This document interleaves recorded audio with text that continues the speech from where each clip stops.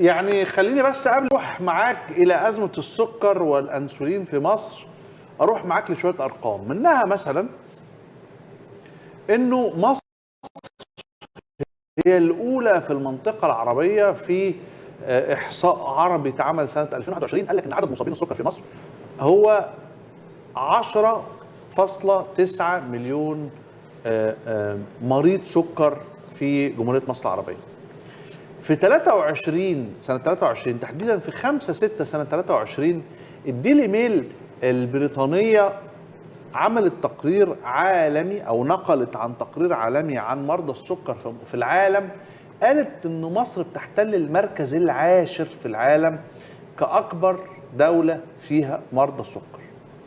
في تقرير تاني اتعمل في مصر نفسها قال ان مصر سنه 2043 عدد مرضى السكر فيها بيتوقع ان يصل الى 17 مليون مواطن.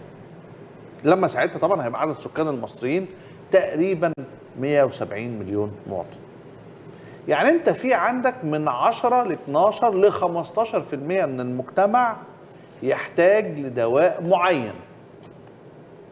لما 15% من المجتمع يبقى احنا بنتكلم على كل حارة وشارع ومدينة وقرية وعزبة ونجع وكهف وحفرة وبيت معمول من الطين وخوصة معمولة تقفيلة خوص فيها على الأقل مريض سكر أو مريضة سكر.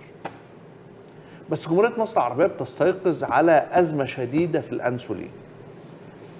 العلماء والمسؤولين في المجال الطبي بيقولوا ان الانسولين عدم تواجده بيؤدي لمريض السكر تحديدا يعني بيؤدي الى خطر كبير جدا جدا. اولا بيأثر على نظامه الغذائي على طول لانه فورا بيتوقف عن تناول اعداد كبيره جدا جدا من المواد الغذائيه.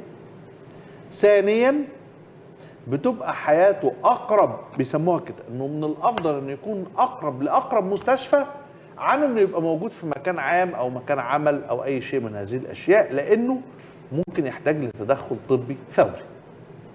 يعني انت باختصار بتقول ل 15% من المجتمع ل 10 من 10 ل 15% من المجتمع سيبوا بيوتكم يا جماعه وروحوا اسكنوا جنب المستشفيات، لانه احتمال طول ما انتم مش لاقيين انسولين ممكن جدا تحتاجوا جدا جدا جدا الى ان انتم تنقلوا المستشفى فورا.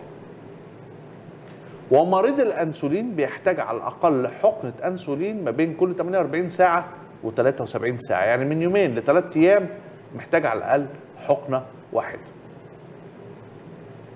ثم ياتي لك رئيس الوزراء يكلمك بكل سعاده وانبهار عن نجاحات كبيره جدا جدا بتحصل في جمهوريه مصر العربيه، وانه هذه البلد واقتصادها في ال10 سنين الجايين هيبقوا احسن الاقتصادات في العالم، وان هو شخصيا بيستمع الى انين ومشاكل المواطنين المصريين.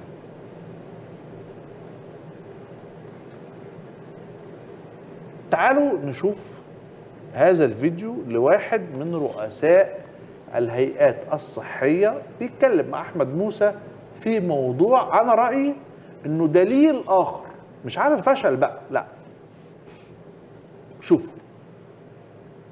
سمنه رز اي حاجه من الحاجات دي فيها كلام رايح وراجع وبتاع. انا اقدر اخد يعني كيلو السكر اقسمه مع الاستاذ احمد ومع الاستاذ احمد العربي ونعيش احنا الثلاثه على كيلو سكر اسبوع كده ولا حاجه.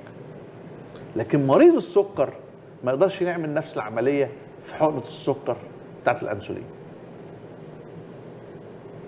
ولما يقول لك دي دولة قوات مسلحة وجنرالات البلد بيفكروا فيها ودول أحسن ناس وأفضل جيش في العالم وناس جامدة جدا جدا، وتعرف إن هم ما عندهمش مخزون استراتيجي ل 15% لدواء واحد محدد سهل إنتاجه مش مستحيل، ما فيهوش تكنولوجيا صعبة، موجود منذ قدم القدم، يعني أي مصنع جاد متخصص في الدواء يعرف ينتج أنسولين.